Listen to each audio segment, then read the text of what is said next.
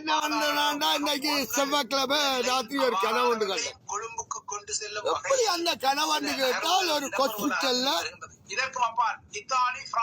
ஒரு பொம்பளைங்க உறுப்புகளை எடுக்கிறாக்கோ என்னவோ ஒரு கனவு. அப்ப அந்த உறுப்புகளை எடுக்கிற மாதிரியும் அதை நான் கண்டு சொல்றேன்.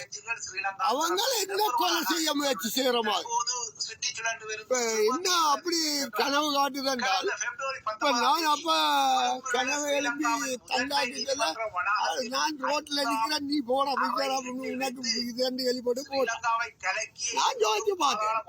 இப்ப இந்த கனவு அந்த பொம்பளையே ஆபரேஷன் செய்து இவங்களுக்கு ஏதோ செய்கிறாங்க.